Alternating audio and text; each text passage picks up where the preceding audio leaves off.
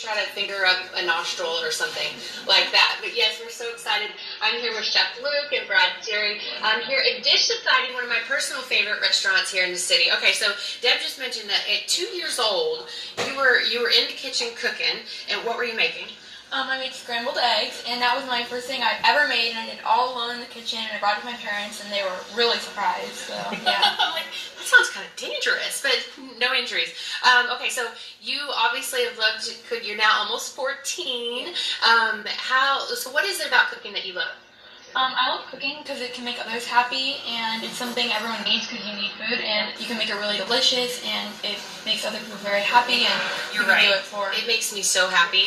I'm one of those that lives to eat, not eats to live. All right, so Brad, do you feel like a slacker being next to A little bit. I mean, he started cooking earlier than I did. I started cooking at about 14 years old.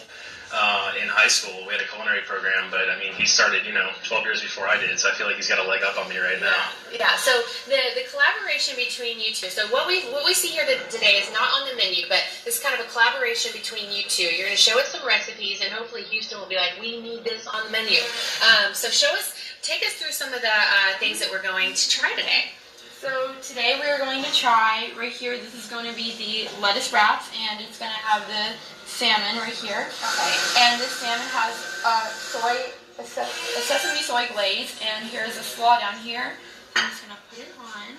All right, so what part of this was your idea, and what part was Brad's? So basically I have the salmon part with the soy, and then we kind of made it into a lettuce wrap, and we have the slaw, which is Brad's idea, and we have just putting it in a bowl, and you make it your own style. Okay. And then I'm also going to add on some scallions on top to make it look nice and pretty. Nice and pretty, and tasty too. Okay. So, if you'll dish me up that, Brad, I want you to take us on to the next. Yeah, the next dish is a berry bruschetta. So we serve this here in the restaurant with strawberries on top. It's a strawberry compote that we put on top of it with goat cheese and bruschetta. I had it wine tasting that we were at a friend's house, and Luke was kind enough to cater it for us. And he did a blackberry, blueberry, jalapeno compote. So I decided that would probably be a good way for us to collaborate on a dish today here inside Dish Society. So we went ahead and used his compote, our bruschetta, and I'm going to go ahead and spoon that over the top here. Okay. And we'll also add on a little bit of balsamic reduction. That's something that we add here in the restaurant that I think Luke kind of picked up, and hopefully he'll keep using from us here down the road. So. Oh my gosh, that's so good. I'm like the messiest eater though. Okay. So, all right, that looks amazing. And then the third one here. So the third one here is going to be a dish that is not on the menu, but it's something that I've been testing here over the last couple of weeks at Dish Society. Maybe it'll make our next menu that we roll out here in a couple of weeks. It's going to be an avocado toast. It's a mascarpone, honey, and lemon zest cheese on the bottom of it on toast. So you got half an avocado, a sunny side up egg with a honey drizzle, and then basil garnish on top of it. Gosh, okay, so the honey, was the honey your idea? No, the honey was his idea. This is their own dish, but I can tell you for sure it's really good. It's really good. Okay, so kind of neat that you're taking him under your wing.